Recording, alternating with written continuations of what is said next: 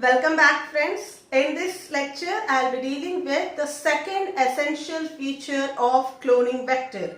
The first essential feature is ORI site, which I have been explained in the previous lecture. I'll be sharing the link of that lecture in my description box. You can see that video if at all you want.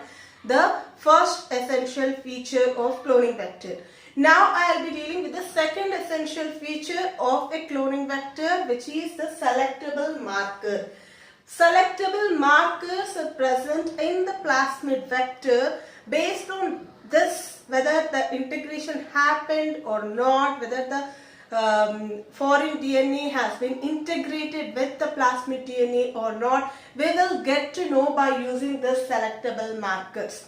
So selectable markers will help us to identify whether the transformed cells are present or non-transformants are present. So in order to identify the transformants and non-transformants, these selectable markers are useful.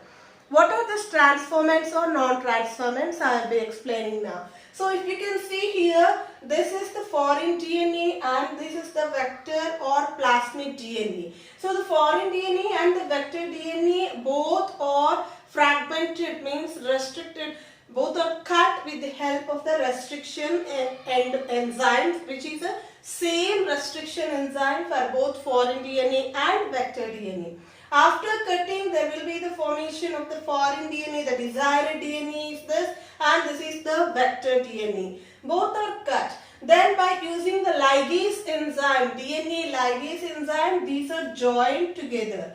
If at all this foreign DNA which is present will goes and attaches to the plasmid DNA. You can see here, this is the vector DNA and this is the vector DNA and this is the foreign DNA. If at all there is a joining, then we will call it as recombinant DNA and those cells we call it as transformants. Whereas here you can observe the foreign DNA cannot able to, just it has been introduced into the host cell but it hasn't went and ligated with the plasmid DNA or vector DNA. So if at all it is not ligated, that DNA is called as non-recombinant DNA and also called as non-transformants. Now you have an idea about the transformants and non-transformants. Transformants means the DNA will be present, means the integrated DNA will be present. Plasmid DNA and the foreign DNA is integrated, joined with the help of ligase. Those are transformants. Whereas non-transformants means the foreign DNA hasn't joined, hasn't ligated with the plasmid DNA. Those are non-transformants. After this, in order to identify, before introducing into the host cell, we need to select the transformants and we need to delete the non-transformants because non-transformants are not required for us. Which are required for us? Only the transformants are required in order to produce the multiple copies and also for the sake of cloning, transformants are required. So these non-transformants are not required. In order to delete this, means in order to reject this non-transformants and in order to take the transformant, first we need to select it. So that selection can be done with the help of the selectable markers. Selectable markers may be of resistance genes which are present in the plasmid. If you take this is a plasmid, here you can see the ORI site and there are two antibiotic resistance genes are present in that plasmid. These resistant genes can be act as a selectable markers. So if you can see here, ampicillin resistance gene is one of the selectable markers and tetracycline resistance gene is another selectable markers. So these are the markers which are used in order to select the transformants and take out the non-transformants. How we can do that? Because after you can see here the foreign DNA has not been integrated and this has become non-transformant. In order to select that, if you can take the plasmid DNA which has two resistant resistance genes which acts as a selectable markers, and these two resistant genes are present.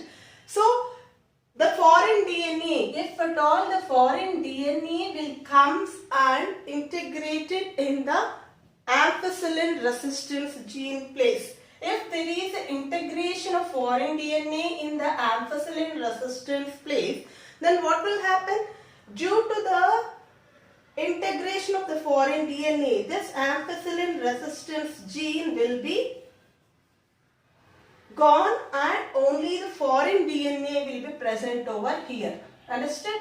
So, as the foreign DNA is present in the ampicillin resistance gene instead of the ampicillin resistance, then it will lose the resistance, the bacteria will lose the resistance to the ampicillin.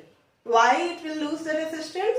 Because the gene which has to be ampicillin resistance gene which is present in the plasmid DNA has been taken out, cut, and the foreign DNA has been introduced into that. So, the bacteria which has this plasmid will lose resistance to the ampicillin. But for tetracycline, it won't lose because tetracycline resistance gene is present. So, it won't lose resistance to the tetracycline. So now if we take these plasmids which are recombined plasmids in the ampicillin resistance gene, then what will happen if we plate it? Plating means just streaking the bacterial colonies onto the medium. So which medium we have taken it here? Ampicillin resistant medium means here tetracycline antibiotic if it is present. Tetracycline antibiotic, then the colonies will die because the tetracycline gene will kill this DNA. But here what will happen, as the ampicillin resistance is not present, if it is grown in ampicillin antibiotic, the colonies will grow over here. So these are recombinants and these are called non-recombinants.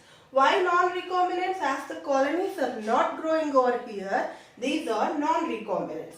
So if you can see like this, it's a very cumbersome process, means it's a very difficult process in order to identify whether we have to plate different medium culture plates, we have to prepare and we have to streak it. So it's a little bit difficult process and understanding also a little bit difficult. I hope you understood this. Whenever there is an integration of the foreign DNA in the ampicillin resistance, so the colonies will grow in ampicillin medium, whereas the colonies will not grow in the tetracycline because the tetracycline resistance gene is present still. So as it is a difficult process, later insertional inactivation has come into the origin. What do you mean by insertional inactivation? Inactivation means inactivating the specific gene by inserting the foreign DNA. Wherever the specific gene is present, if you take lacoperon concept, in that lacoperon, LAC-Z gene will codes for beta-galactosidase enzyme. So, the LAC-Z gene will codes for the beta-galactosidase enzyme, and this beta-galactosidase enzyme is a chromogenic substrate. Chromogenic means it will produce the color. Which color? Blue color. As the LAC-Z gene which is present in the lacoperon produces the blue colors with the help of beta-galactosidase enzyme. So if we insert our foreign DNA at that enzyme place, means at that LAC-Z place, then what will happen? That there will be the insertional inactivation. As we have inserted the foreign DNA in the LAC-Z place, this will become inactive. As it becomes inactive, there won't be the production of beta-galactosidase enzyme. If beta-galactosidase is not produced, there won't be the production of blue colony, because blue color is produced from the beta-galactosidase enzyme. So, As this is a cumbersome and difficult process, the other selectable marker we will use is LAGZ gene, which is a chromogenic substrate. So when we grow the bacterial colonies on the beta-galactosidase enzyme, then what will happen? Where we can give beta-galactosidase? If LAGZ is present, then only there will be the production of beta-galactosidase and blue colonies will be formed. If at all this LAGZ is inactivated by introducing the foreign DNA in that specific place, this will become inactive, no beta-galactosidase enzyme and no blue color is produced. By this, we can identify which are the transformants and which are non-transformants. If at all there is no blue color, those are transformants, because it has been the specific LAGZ gene has been inactivated, that's why it is not producing blue color. If based on this, we can select which are the transformants and which are the non-transformants. So this is about the second essential feature of a cloning vector, that is selectable marker. Thank you for watching. In the next lecture, I will be giving the third essential feature of cloning vector. Please subscribe my channel and like the video.